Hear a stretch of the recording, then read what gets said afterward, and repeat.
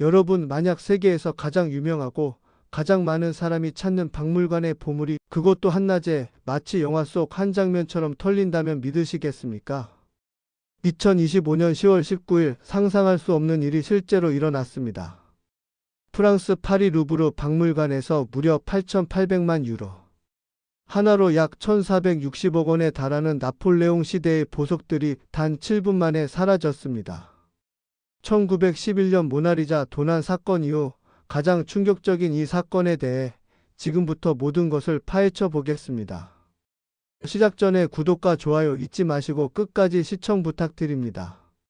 본격적인 사건 이야기를 하기 전에 루브르 박물관이 어떤 곳인지 먼저 알아야 합니다. 왜냐하면 이곳은 단순한 박물관이 아니기 때문입니다. 루브르의 역사는 무려 12세기 후반으로 거슬러 올라갑니다.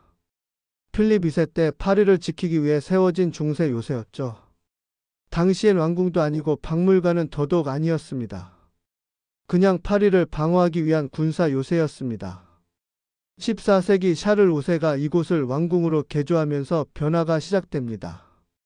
이후 프랑스와 1세가 16세기에 르네상스 양식의 화려한 궁전으로 탈바꿈시켰습니다. 그리고 1793년 운명의 전환점이 찾아옵니다. 프랑스 혁명 이후 국민의회가 루브르를 국민의 박물관으로 만들자고 선포한 겁니다. 왕실과 귀족, 교회에서 몰수한 예술품 537점을 전시하며 박물관으로 첫 문을 열었습니다. 특권층만 볼 수 있던 예술품을 일반 국민에게 개방한 혁명적인 순간이었습니다. 나폴레옹 시대에는 유럽 전역에서 가져온 전리품들로 소장품이 폭발적으로 늘어났습니다.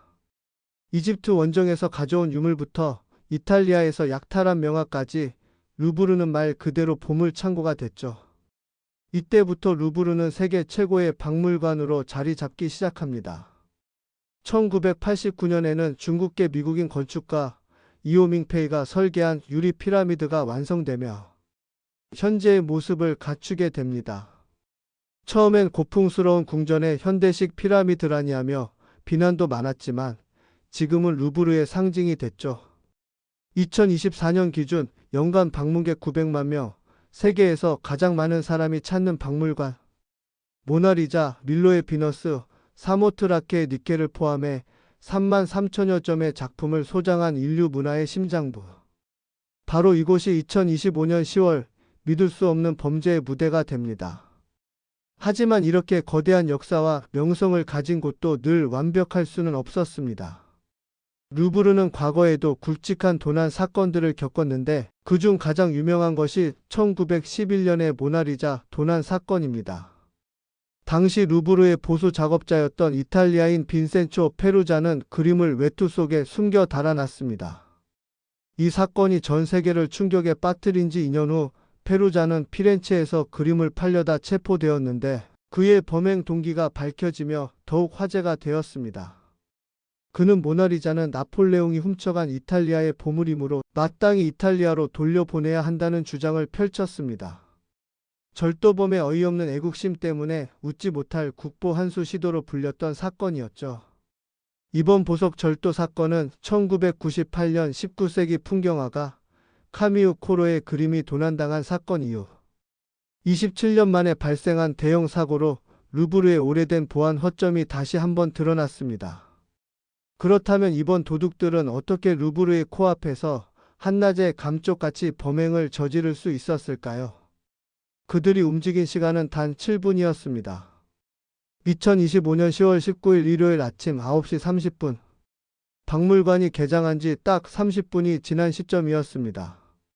관람객들이 입장하고 있었고 직원들은 평소처럼 업무를 보고 있었죠. 그런데 그 순간 믿을 수 없는 일이 벌어집니다. 4인조 강도단은 생강변 주요 도로에 훔친 트럭과 30m짜리 가구 리프트를 주차했습니다. 주변엔 안전 바리케이드까지 설치돼 있었습니다. 마치 공사 중인 것처럼 위장한 겁니다. 작업복과 헬멧을 착용한 2명의 도둑이 이 가구 리프트를 타고 루브르 2층의 아폴론 갤러리의 발코니 창문으로 접근했습니다. 이곳은 보안이 취약한 것으로 알려져 있었습니다. 아폴론 갤러리는 어떤 전시관일까요? 이곳은 프랑스 왕실의 보석들이 전시된 화려한 전시실입니다. 흥미로운 건 이곳이 모나리자가 전시된 곳에서 불과 250m 밖에 떨어지지 않았다는 점입니다. 가장 많은 사람들이 모이는 곳 바로 근처에서 이 범행이 벌어진 겁니다. 범인들은 창문을 부수고 박물관에 진입했고, 이들은 나폴레옹 1세가 마리 루이즈 황후에게 준 에메랄드 다이아몬드 목걸이, 유제니 황후의 다이아몬드 머리띠 등 8점의 보석을 훔쳤습니다. 이 보석들의 가치는 모두 합쳐 8,800만 유로, 하나 약 1,460억 원에 달합니다. 갤러리 안에 머문 시간은 단 4분이었습니다. 경비원이 달려왔지만 범인들은 전동 공구로 위협하며 제압했습니다. 경보음이 울리자마자 이들은 다시 리프트를 타고 내려왔습니다. 이들이 천천히 내려오는 슬로우 모션 도주 장면은 인근 창문에서 촬영한 영상에 고스란히 담겨 전 세계에 공개되었습니다. 오전 9시 38분 범인들은 미리 준비해둔 전동 스쿠터 2대를 타고 생강변을 따라 유유히 사라집니다. 침입부터 도주까지 걸린 시간은 정확히 7분이었습니다. 이 와중에 재미있는 일이 하나 있었습니다. 범인들이 도주하던 중 보석 하나를 떨어뜨린 겁니다. 나폴레옹 3세의 황후 외제니의 왕관이었는데 다이아몬드 1354개와 에메랄드 56개로 장식된 화려한 왕관이었죠. 이 왕관은 회수됐지만 손상된 상태였습니다. 여기서 중요한 질문이 생깁니다. 왜 범인들은 모나리자나 밀로의 비너스 같은 유명 예술품 대신 보석을 노렸을까요? 전문가들은 도둑들의 예술적 취향이 끔찍했기 때문이라고 분석합니다. 하지만 더 현실적인 이유는 모나리자 같은 팔 수 없는 유명 예술품 대신 분해해서 익명으로 팔기 쉬운 귀금속을 노린 것입니다. 즉, 이 범죄는 예술에 대한 관심이 아니라 다이아몬드, 에메랄드, 금 같은 원자재의 가치만을 쫓는 냉정하고 계산적인 탐욕이 낳은 범죄라는 해석입니다. 이런 유형의 범죄는 계속 증가하고 있습니다. 2019년 영국 블레넘 궁전에서 이탈리아 예술가 카텔란의 1800만 캐럿 황금 병기가 털린 사건도 마찬가지였습니다. 예술 작품으로서의 가치는 무시하고 그냥 금으로 녹여 팔아버린 겁니다.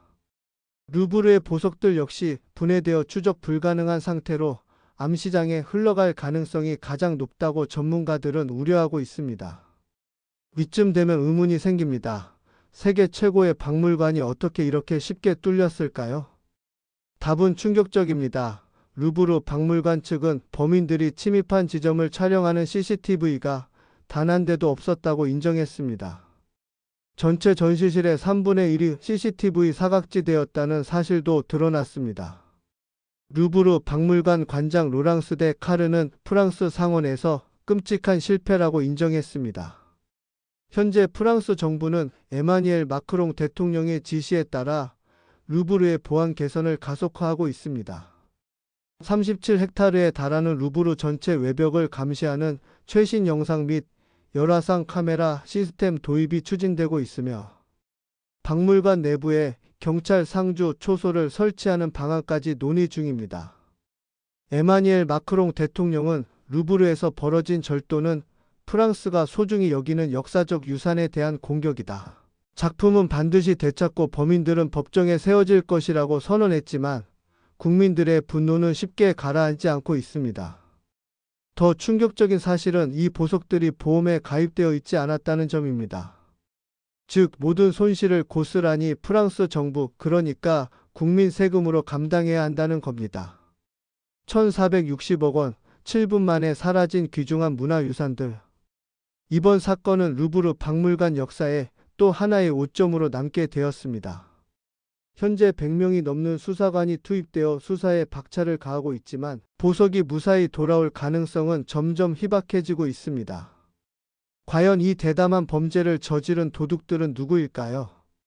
그리고 그들의 탐욕은 결국 인류의 소중한 유산을 영원히 파괴하고 말까요? 이 사건은 우리에게 중요한 교훈을 남깁니다. 문화유산은 한번 사라지면 돌이킬 수 없다는 것을 말입니다. 그리고 아무리 유명하고 거대한 박물관이라도 인력과 예산 그리고 보안 시스템에 대한 투자를 소홀히 하면 이런 재앙이 일어날 수 있다는 것입니다. 여러분은 이 사건에 대해 어떻게 생각하시나요? 댓글로 여러분의 의견을 남겨주세요. 이 영상이 흥미로우셨다면 구독과 좋아요를 부탁드립니다. 그럼 다음 편에서 더 흥미로운 주제로 글로벌 지식 탐구를 이어가겠습니다.